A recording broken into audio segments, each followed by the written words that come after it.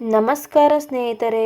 ಓಂ ಸಾಯಿರಾಮ್. ಶಿರಡಿವಾಸಾಯ ವಿದ್ಮಹೆ ಸಚಿದಾನಂದಾಯ ಧೀಮಹಿ ತನ್ನೋ ಸಾಯಿ ಪ್ರಚೋದಯಾತ್. ಎಲ್ಲರಿಗೂ ಈ ಪವಿತ್ರ ಗುರುವಾರದ ಶುಭಾಶಯಗಳು. ನಮ್ಮ ಮನಸ್ಸು ಒಂದು ಸಮುದ್ರದ ಹಾಗೆ.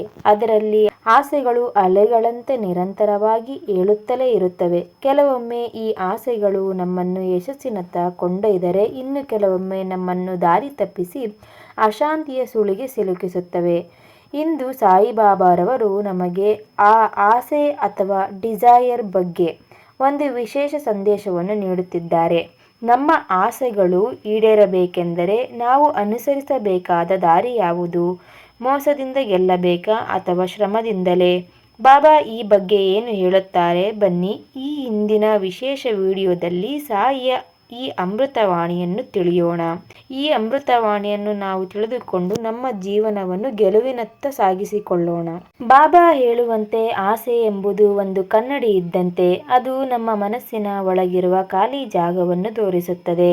ನಾವು ಆಸೆಯನ್ನು ಈಡೇರಿಸಿಕೊಳ್ಳಲು ಓಡುವ ಮೊದಲು ಅದು ಯಾವ ಕೊರತೆಯನ್ನು ನೀಗಿಸಲು ಬಂದಿದೆ ಎಂಬುದನ್ನು ತಿಳಿಯುವುದು ಮುಖ್ಯ. ಭೌತಿಕ ವಸ್ತುಗಳು ಮತ್ತು ಮಾನಸಿಕ ಶೂನ್ಯತೆ. ನಮಗೆ ಆಗಾಗ ಹೊಸ ವಸ್ತುಗಳನ್ನು ಖರೀದಿಸಬೇಕು ಅನ್ನಿಸುತ್ತದೆ, ಆದರೆ ಅದರ ಹಿಂದೆ ಬೇರೆಯದೇ ಕಾರಣವಿರಬಹುದು. ಉದಾಹರಣೆ, ನಿಮಗೆ ಕೆಲಸದಲ್ಲಿ ತುಂಬಾ ಒತ್ತಡವಿದೆ ಅಥವಾ ಮನೆಯಲ್ಲಿ ಯಾರೋ ನಿಮ್ಮನ್ನು ನಿರ್ಲಕ್ಷಿಸಿದ್ದಾರೆ ಎಂದು ಭಾವಿಸೋಣ. ಆಗ ತಕ್ಷಣ ನಿಮಗೆ ಒಂದು ಹೊಸ ಬೆಲೆ ಬಾಳುವ ಮೊಬೈಲ್ ಅಥವಾ ಬಟ್ಟೆ ಖರೀದಿಸಬೇಕು ಎಂಬ ತೀವ್ರ ಆಸೆ ಉಂಟಾಗಬಹುದು. ಇಲ್ಲಿ ನಿಮಗೆ ಮೊಬೈಲ್ ಅಗತ್ಯವಿಲ್ಲ, ಬದಲಿಗೆ ಆ ಕ್ಷಣದ ಒಂಟಿತನ ಅಥವಾ ಬೇಸರವನ್ನು ಮರೆಯಲು ನೀವು ಹೊಸ ವಸ್ತುವಿನ ಮೊರೆ ಹೋಗುತ್ತಿದ್ದೀರಿ. ವಸ್ತು ಬಂದಾಗ ಸಿಗುವ ಸಂತೋಷ ತಾತ್ಕಾಲಿಕ, ಆದರೆ ಮನಸ್ಸಿನ ಒಂಟಿತನ ಹಾಗೆಯೇ ಇರುತ್ತದೆ. ಕೆಲವೊಮ್ಮೆ ನಮ್ಮ ಆಸೆಗಳು ನಮ್ಮ ಅಗತ್ಯಕ್ಕಿಂತ ಹೆಚ್ಚಾಗಿ ಬೇರೆಯವರನ್ನು ನೋಡಿ ಹುಟ್ಟುತ್ತವೆ. ನಿಮ್ಮ ಸ್ನೇಹಿತರೊಬ್ಬರು ದೊಡ್ಡ ಕಾರು ಖರೀದಿಸುತ್ತಾರೆ. ಅದನ್ನು ನೋಡಿದ ತಕ್ಷಣ ನಿಮಗೂ ಅಂತಹದೇ ಕಾರು ಬೇಕು ಎಂಬ ಹಠ ಶುರುವಾಗುತ್ತದೆ. ಇಲ್ಲಿ ಕಾರು ಆಸೆಯಲ್ಲ, ಬದಲಿಗೆ ನಾನು ಅವರಿಗಿಂತ ಕಡಿಮೆ ಇಲ್ಲ ಎಂದು ತೋರಿಸಿಕೊಳ್ಳುವ ಅಹಂ ಅಥವಾ ಅಭದ್ರತೆಯ ಆಸೆಯ ರೂಪದಲ್ಲಿ ಬಂದಿದೆ. ಇದು ನಿಮಗೆ ನಿಜವಾದ ಸುಖ ಕೊಡುವುದಿಲ್ಲ, ಬದಲಿಗೆ ಸಾಲದ ಹೊರೆ ಮತ್ತು ಆತಂಕವನ್ನು ತರುತ್ತದೆ. ಆಸೆಗಳನ್ನು ಬಲವಂತವಾಗಿ ಕೊಲ್ಲುವುದು ಪರಿಹಾರವಲ್ಲ ಎಂದು ಬಾಬಾ ಹೇಳುತ್ತಾರೆ. ನಿಮಗೆ ಸಿಹಿ ತಿನ್ನಬೇಕು ಎಂಬ ಆಸೆ ಇದೆ ಎಂದುಕೊಳ್ಳಿ, ಇದು ತಪ್ಪು. ನಾನು ತಿನ್ನಬಾರದು ಎಂದು ಮನಸ್ಸನ್ನು ತುಂಬಾ ಬಲವಂತವಾಗಿ ತಡೆದರೆ ದಿನವಿಡೀ ನಿಮ್ಮ ಗಮನ ಸಿಹಿಯ ಮೇಲೆಯೇ ಇರುತ್ತದೆ. ಇದರಿಂದ ಸಿಟ್ಟು ಮತ್ತು ಕಿರಿಕಿರಿ ಉಂಟಾಗುತ್ತದೆ. ಅದರ ಬದಲು, ಸರಿ, ಈಗ ಸ್ವಲ್ಪ ತಿನ್ನುತ್ತೇನೆ, ಆದರೆ ಇದು ನನ್ನ ಆರೋಗ್ಯಕ್ಕೆ ಎಷ್ಟು ಮುಖ್ಯ ಎಂದು ಜಾಗೃತಿಯಿಂದ ಆಲೋಚಿಸಿ ತಿಂದರೆ. ಅದರ ಬದಲು, ಸರಿ, ಈಗ ಸ್ವಲ್ಪ ತಿನ್ನುತ್ತೇನೆ, ಆದರೆ ಇದು ನನ್ನ ಆರೋಗ್ಯಕ್ಕೆ ಎಷ್ಟು ಮುಖ್ಯ ಎಂದು ಜಾಗೃತಿಯಿಂದ ಆಲೋಚಿಸಿ ತಿಂದರೆ ಆ ಆಸೆಯು ತೀವ್ರತೆ ತಾನಾಗಿಯೇ ಕಡಿಮೆಯಾಗುತ್ತದೆ. ನಾವು ಮಾಡಬೇಕಾದದ್ದು ಏನು? ಯಾವುದೇ ಆಸೆ ಬಂದಾಗ ಈ ಆಸೆಯ ಹಿಂದೆ ಇರುವ ನಿಜವಾದ ಭಾವನೆ ಯಾವುದು ಎಂದು ಕೇಳಿ. ಪ್ರೀತಿಯ ಹೆಸರೇ ಅಥವಾ ಭಯವೇ? ಒಂದು ವಸ್ತುವನ್ನು ಖರೀದಿಸುವ ಮೊದಲು ಅಥವಾ ಒಂದು ನಿರ್ಧಾರ ತೆಗೆದುಕೊಳ್ಳುವ ಮೊದಲು 24 ಗಂಟೆಗಳ ಕಾಲ ಕಾಯಿರಿ. ಆಗ ಆ ಆಸೆಯ ಹಪಹಪಿ ಕಡಿಮೆಯಾಗುತ್ತದೆ. ಪ್ರೀತಿ ಎನ್ನುವುದು ಕೊಡುವುದರಲ್ಲಿರುತ್ತದೆ, ಆದರೆ ಅದು ಸ್ವಾರ್ಥವಾಗಿ ಬದಲಾದಾಗ ನನಗೆ ಏನು ಸಿಗುತ್ತದೆ ಎಂಬ ಲೆಕ್ಕಾಚಾರ ಶುರುವಾಗುತ್ತದೆ. ಸಂಬಂಧದಲ್ಲಿ ನಾನು ಹೇಳಿದಂತೆಯೇ ಅವರು ಕೇಳಬೇಕು ಎನ್ನುವುದು ಪ್ರೀತಿಯಲ್ಲ, ಅದು ಸ್ವಾರ್ಥ. ಇದು ಆಸೆಯ ಒಂದು ರೂಪ. ಇಲ್ಲಿ ನಮಗೆ ಪ್ರೀತಿಗಿಂತ ಹೆಚ್ಚಾಗಿ ಅಧಿಕಾರ ಮುಖ್ಯವಾಗುತ್ತದೆ. ಹಣವು ಕೇವಲ ಒಂದು ಸಾಧನವಾಗಬೇಕಿತ್ತು, ಆದರೆ ಅದು ನಮ್ಮ ಹಠದ ಭಾಗವಾದಾಗ ಸಮಸ್ಯೆ ಶುರುವಾಗುತ್ತದೆ. ನನ್ನ ಹತ್ತಿರ ಇಷ್ಟೇ ಹಣ ಇರಬೇಕು ಅಥವಾ ಬೇರೆಯವರಿಗಿಂತ ಹೆಚ್ಚು ಹಣ ಗಳಿಸಲೇಬೇಕು ಎಂಬ ಹಠವು ಮನಸ್ಸಿನಲ್ಲಿ ಆತಂಕವನ್ನು ಸೃಷ್ಟಿಸುತ್ತದೆ. ಇದು ಬಾಬಾ ಹೇಳುವಂತೆ ಹಪಹಪಿಗೆ ದಾರಿ ಮಾಡಿಕೊಡುತ್ತದೆ, ಅಂದರೆ ಫ್ರೆಂಡ್ಸಿನೆಸ್ಸಿಗೆ ದಾರಿ ಮಾಡಿಕೊಡುತ್ತದೆ. ಇದು ಅಹಂಕಾರದ ಅತ್ಯಂತ ಸೂಕ್ಷ್ಮ ರೂಪ. ಪರಿಸ್ಥಿತಿ ಅಥವಾ ವ್ಯಕ್ತಿಗಳು ನಮ್ಮ ನಿಯಂತ್ರಣದಲ್ಲಿ ಇರಬೇಕು ಎಂದು ಬಯಸುವುದು ಒಂದು ದೊಡ್ಡ ಆಸೆ. ಯಾವಾಗ ವಿಷಯಗಳು ನಾವು ಅಂದುಕೊಂಡಂತೆ ನಡೆಯುವುದಿಲ್ಲವೋ ಆಗ ಕೋಪ ತಾನಾಗಿಯೇ ಉಕ್ಕಿ ಬರುತ್ತದೆ. ಕೋಪವು ಆಸೆಯ ಈಡೇರದ ರೂಪ ಮಾತ್ರವಾಗಿದೆ. ಬಾಬಾ ಅವರ ಸಂದೇಶದಲ್ಲಿ ಅಪರಾಧ ಪ್ರಜ್ಞೆ ಮತ್ತು ಶೂನ್ಯತೆ ಬಗ್ಗೆ ಹೇಳಲಾಗಿದೆ. ನಾವು ನಮ್ಮನ್ನು ಬೇರೆಯವರ ಜೊತೆ ಹೋಲಿಸಿಕೊಂಡಾಗ ನಮ್ಮಲ್ಲಿರುವ ಒಳ್ಳೆಯದು ನಮಗೆ ಕಾಣಿಸುವುದೇ ಇಲ್ಲ. ಪಕ್ಕದ ಮನೆಯವರ ಪ್ರಗತಿ ಕಂಡು ನಮಗೆ ಸ್ಪರ್ಧೆ ಎನಿಸಿದರೆ ಅಲ್ಲಿ ನಮ್ಮ ಆಸೆಗಳು ನೈಜವಾಗಿರುವುದಿಲ್ಲ. ಅವು ಕೇವಲ ಹೋಲಿಕೆಯಿಂದ ಹುಟ್ಟಿದ ನಕಲಿ ಆಸೆಗಳಾಗಿರುತ್ತವೆ. ಸಂಬಂಧಗಳಲ್ಲಿ ನನ್ನದೇ ನಡೆಯಬೇಕು ಎನ್ನುವುದಕ್ಕಿಂತ ನಮ್ಮಿಬ್ಬರಿಗೂ ಯಾವುದು ಒಳ್ಳೆಯದು ಎಂದು ಯೋಚಿಸಿ. ಆಗ ಹಠ ಮತ್ತು ಕೋಪ ತಾನಾಗಿಯೇ ಕಡಿಮೆಯಾಗುತ್ತದೆ. ನಿಮ್ಮ ಜೀವನದ ಪಯಣ ಬೇರೆ, ಬೇರೆಯವರ ಪಯಣ ಬೇರೆಯಾಗಿದೆ. ಕಾಂಪಿಟೇಷನ್ ಇರಬೇಕಾದದ್ದು ನಿಮ್ಮ ನಿನ್ನೆಯ ಸಾಧನೆಯ ಜೊತೆಗೆ ಹೊರತು ಬೇರೆಯವರ ಜೊತೆಗಲ್ಲ. ಕೋಪ ಅಥವಾ ಹಠ ಬಂದಾಗ ಒಂದು ಕ್ಷಣ ನಿಂತು ಇದು ನನ್ನ ಮನಸ್ಸಿನ ಅಭದ್ರತೆಯ ಇನ್ಸೆಕ್ಯೂರಿಟಿ ಬರುವುದೇ ಎಂದು ಪ್ರಶ್ನಿಸಿ. ಬಾಬಾ ಹೇಳುವ ಸೆಲ್ಫ್ ಅವೇರ್ನೆಸ್, ಸ್ವಯಂ ಅರಿವು ಅಂದರೆ ಇದೆ. ನಮ್ಮನ್ನು ನಾವು ಪರಿಶೀಲನೆ ಮಾಡಿಕೊಳ್ಳುವುದು. ಬಾಬಾರವರಿಗೆ ಒಮ್ಮೆ ಹೀಗೆ ಪ್ರಾರ್ಥಿಸಿ: ಬಾಬಾ, ನನ್ನಲ್ಲಿರುವ ಈ ಹಠ, ಕೋಪ ಮತ್ತು ಹೋಲಿಕೆಯ ಗುಣಗಳನ್ನು ನೀವೇ ಸರಿಪಡಿಸಬೇಕು ಎಂದು ಪ್ರಾರ್ಥಿಸಿಕೊಳ್ಳಿ. ಬಾಬಾ ನಿಮಗೆ ವಿಶೇಷ ಮಾತನ್ನು ಹೇಳುತ್ತಿದ್ದಾರೆ. ಬಾ ಮಗು, ಇಲ್ಲಿ ಕುಳಿತುಕೋ. ತುಂಬಾ ದಿನದಿಂದ ಏನನ್ನು ಹುಡುಕುತ್ತಾ ಓಡುತ್ತಿದ್ದೀಯಲ್ಲವೇ? ಸುಸ್ತಾಗಿರಬೇಕು. ಈ ಕುಡಿಯುವ ನೀರನ್ನು ತಗೋ. ಸ್ವಲ್ಪ ಹೊತ್ತು ಸುಮ್ಮನಿದ್ದು. ಆದರೆ ನೆನಪಿಡು, ಇದು ಬಾಯಾರಿಕೆಯನ್ನು ಮಾತ್ರ ನೀಗಿಸುತ್ತದೆ, ನಿನ್ನ ಮನಸ್ಸಿನ ಆಸೆಯನ್ನಲ್ಲ. ಭಕ್ತ: ಬಾಬಾ, ನನಗೆ ಎಲ್ಲವೂ ಬೇಕು ಅನ್ನಿಸುತ್ತದೆ, ಆದರೆ ಯಾವುದು ಸಿಗುತ್ತಿಲ್ಲ. ಸಿಕ್ಕರೂ ನೆಮ್ಮದಿಯಿಲ್ಲ. ನನ್ನ ಆಸೆಗಳು ತಪ್ಪೆ? ಬಾಬಾ: ಆಸೆ ತಪ್ಪಲ್ಲ ಮಗು, ಬೆಂಕಿಯಂತೆ ಅದು. ಅಡುಗೆ ಮಾಡಬೇಕು, ಆದರೆ ಕೈ ಸುಟ್ಟುಕೊಳ್ಳಬಾರದು ಅಷ್ಟೇ. ನೀನು ಆಸೆಗಳನ್ನು ಹಿಡಿದಿಲ್ಲ, ಆಸೆಗಳೇ ನಿನ್ನನ್ನು ಹಿಡಿದಿವೆ. ಬಾಬಾ: ನೀನು ಪ್ರೀತಿ ಬೇಕು ಅಂತೀಯ, ಆದರೆ ಹುಡುಕುತ್ತಿರುವುದು ಅಧಿಕಾರ, ಸಂಬಂಧ ಬೇಕು ಅಂತೀಯ, ಆದರೆ ಇರುವುದು ಹಠ. ಅವರು ನಾನು ಹೇಳಿದ ಹಾಗೆ ಕೇಳಬೇಕು ಎಂಬ ಹಠ, ಹೌದಲ್ಲವೇ? ಭಕ್ತ: ಹೌದು ಬಾಬಾ, ಎಲ್ಲದರಲ್ಲೂ ನಾನೇ ಗೆಲ್ಲಬೇಕು, ನನಗೆ ಬೆಲೆ ಇರಬೇಕು ಅನ್ನಿಸುತ್ತದೆ, ಹೋಲಿಕೆ ಬಿಡಲು ಆಗುತ್ತಿಲ್ಲ. ಬಾಬಾ: ನೋಡು, ಸಮುದ್ರದಲ್ಲಿ 1000 ಅಲೆಗಳಿವೆ. ಒಂದು ಅಲೆ ನಾನು ದೊಡ್ಡವನು ಎಂದು ಇನ್ನೊಂದು ಅಲೆಯ ಮೇಲೆ ಸ್ಪರ್ಧೆಗಿಳಿದರೆ ಏನಾದೀತು? ಎರಡೂ ಕೊನೆಗೆ ನೀರೇ ಅಲ್ಲವಾ? ನೀನು ಹಣ ಬೇಕು ಎನ್ನುತ್ತಿರುವುದು ಹೊಟ್ಟೆ ತುಂಬಿಸಿಕೊಳ್ಳಲಿಕ್ಕಲ್ಲ, ಪಕ್ಕದ ಮನೆಯವರಿಗಿಂತ ಎತ್ತರ ಕಾಣಿಸಿಕೊಳ್ಳಲು.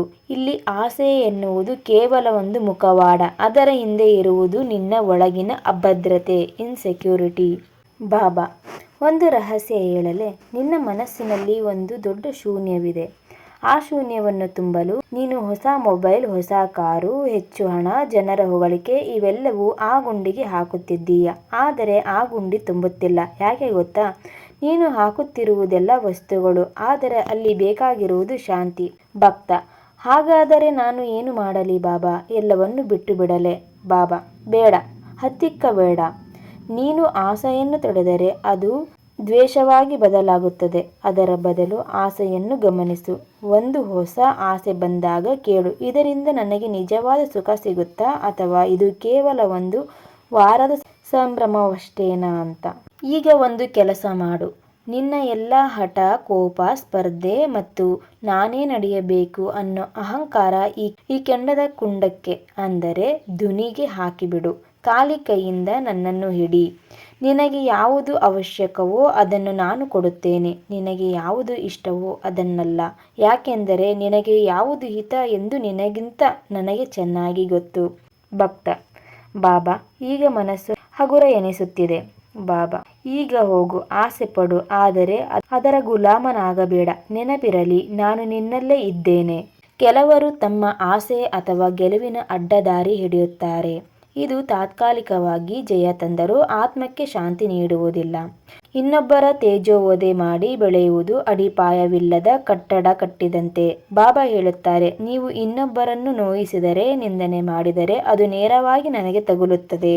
ಒಳ್ಳೆಯ ಹೆಸರು ಮಾಡಲು ನಂಬಿಕೆ ದ್ರೋಹ ಮಾಡುವುದು ಅಧರ್ಮ. ಕಳೆದುಕೊಂಡ ಹಣ ಸಂಪಾದಿಸಬಹುದು, ಆದರೆ ಕಳೆದುಕೊಂಡ ನಂಬಿಕೆಯನ್ನು ಮತ್ತೆ ಗಳಿಸಲು ಸಾಧ್ಯವಿಲ್ಲ. ಅಧಿಕಾರ ಅಥವಾ ಬಲ ಪ್ರಯೋಗದಿಂದ ಪಡೆದ ಗೆಲುವು ಭಯವನ್ನು ಹುಟ್ಟಿಸುತ್ತದೆಯೇ ಹೊರತು ಗೌರವವನ್ನಲ್ಲ.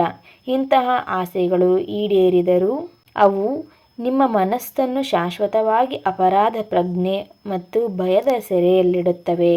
ಬಾಬಾ ಸದಾ ಹೇಳುವುದು ಸಬೂರಿ ಅಥವಾ ತಾಳ್ಮೆ. ಆಸೆ ಈಡೇರಲು ನಮಗೆ ಸಮಯ ಬೇಕು. ಗಿಡ ನೆಟ್ಟ ತಕ್ಷಣ ಹಣ್ಣು ಸಿಗುವುದಿಲ್ಲ, ಅದಕ್ಕೆ ನೀರುಣಿಸಿ ಕಾಯಬೇಕು. ನೀವು ಮುನ್ನುಗ್ಗುವಾಗ ಲೋಕ ಕಾಲು ಎಳೆಯುವುದು ಸಹಜ. ಹಂಸವು ಕೆಸರಿನಲ್ಲಿದ್ದರೂ ತನ್ನ ಬಿಳುಪನ್ನು ಕಳೆದುಕೊಳ್ಳುವುದಿಲ್ಲ. ಹಾಗೆಯೇ ಅವಮಾನಗಳನ್ನು ಮೆಟ್ಟಿಲನ್ನಾಗಿ ಮಾಡಿಕೊಳ್ಳಿ. ಸೋತಾಗ ಕುಗ್ಗದೆ ಮುನ್ನುಗ್ಗುವುದೇ ನಿಜವಾದ ಶ್ರದ್ಧೆ. ನೀವು ಹೇಳಿದಂತೆ ಕೆಲಸ ಪೂರ್ತಿಯಾಗುವವರೆಗೆ ಅದರ ಬಗ್ಗೆ ಜಂಗೂರ ಸಾರಬಾರದು. ಶಕ್ತಿಯನ್ನು ಮಾತಿನಲ್ಲಿ ವ್ಯಯ ಮಾಡುವ ಬದಲು ಕೆಲಸದಲ್ಲಿ ತೊಡಗಿಸಬೇಕು. ಅಹಂಕಾರ ಬಿಟ್ಟು ಬಲ್ಲವರಿಂದ ಮಾಹಿತಿ ಪಡೆಯುವುದು ಜಾಣತನ. ಇದು ನಿಮ್ಮ ದಾರಿಯನ್ನು ಸುಲಭಗೊಳಿಸುತ್ತದೆ. ಓಂ ಸಾಯಿ ಸರ್ವಾಭಿಷ್ಟಪ್ರದಾಯ ನಮಃ. ಓಂ ಸಾಯಿ ಸರ್ವಾಭಿಷ್ಟಪ್ರದಾಯ ನಮಃ. ಓಂ ಸಾಯಿ ಸರ್ವಾಭಿಷ್ಟಪ್ರದಾಯ ನಮಃ ಎಂಬ ಮಂತ್ರವನ್ನು ಪಠಿಸುವುದರಿಂದ ನಿಮ್ಮ ಆಸೆಗಳು ಶುದ್ಧೀಕರಣಗೊಳ್ಳುತ್ತವೆ. ಅಂದರೆ ಕೆಟ್ಟ ದಾರಿಯಲ್ಲಿ ಹೋಗುವ ಆಸೆಗಳು ತಾನಾಗಿಯೇ ದೂರವಾಗಿ ನಿಮಗೆ ಮತ್ತು ಸಮಾಜಕ್ಕೆ ಒಳ್ಳೆಯದಾಗುವ ಆಸೆಗಳು ಮಾತ್ರ ಬಲಗೊಳ್ಳುತ್ತವೆ. ಇದರಿಂದ ನಿನ್ನ ಆಸೆಗಳು ಶೀಘ್ರವಾಗಿ ಈಡೇರುತ್ತದೆ. ಈ ನಾಮವನ್ನು ನೀನು ಪ್ರತಿದಿನ 108 ಬಾರಿ ಅಥವಾ 201 ಬಾರಿ 1008 ಬಾರಿ ನೀವು ಜಪಿಸುವುದರಿಂದ ನಿಮ್ಮ ಇಷ್ಟಾರ್ಥಗಳು ಸಿದ್ಧಿಯಾಗುತ್ತವೆ. ನಿಮ್ಮ ಆಸೆಗಳು ಯಾವುದೇ ಇರಲಿ ಈಡೇರುತ್ತದೆ. ಇದು ನಿಮ್ಮ ಒಳಗಿನ ಕಾಂಪಿಟೇಷನ್ ಮತ್ತು ಹೋಲಿಕೆಯನ್ನು ಕಡಿಮೆ ಮಾಡುತ್ತದೆ. ನಿಮ್ಮ ಸ್ಪರ್ಧೆ ನಿಮ್ಮ ಜೊತೆಗೆ ಇದ್ದಾಗ ಮಾತ್ರ ನೀವು ಶಾಂತವಾಗಿರಲು ಸಾಧ್ಯ. ನೀವು ಅಂದುಕೊಂಡ ಗುರಿಯನ್ನು ಮುಟ್ಟಲು ಸಾಧ್ಯ. ಕಂಪ್ಯಾರಿಸನ್ ಮಾಡಲು ಹೋಗದಿರಿ.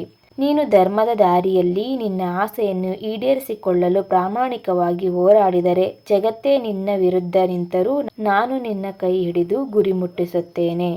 ಮುಖ್ಯವಾದ ಸಂದೇಶ: ಆಸೆ ಪಡುವುದು ತಪ್ಪಲ್ಲ, ಆದರೆ ಆ ಆಸೆಯೇ ನಿಮ್ಮನ್ನು ನಿಯಂತ್ರಿಸಬಾರದು. ನಿಮ್ಮ ಆಸೆಯು ಇನ್ನೊಬ್ಬರಿಗೆ ಹಾನಿಯಾಗದಂತೆ ನಿಮ್ಮ ಆಸೆಯನ್ನು ಈಡೇರಿಸಿಕೊಳ್ಳಬೇಕು. ನೀವು ಆಸೆಯ ಯಜಮಾನನಾಗಬೇಕು. ಅಡ್ಡದಾರಿ, ಮೋಸ ಅಥವಾ ಇನ್ನೊಬ್ಬರನ್ನು ಬಲಿಪಶು ಮಾಡಿ ಪಡೆಯುವ ಗೆಲುವು ವಿಷ ಬೆರೆಸಿದ ಸಿಹಿಯಂತೆ. ಅದು ತಿಂದಾಗ ರುಚಿ ಎನಿಸಿದರೂ ಕೊನೆಗೆ ಜೀವನವನ್ನೇ ನಾಶ ಮಾಡುತ್ತದೆ.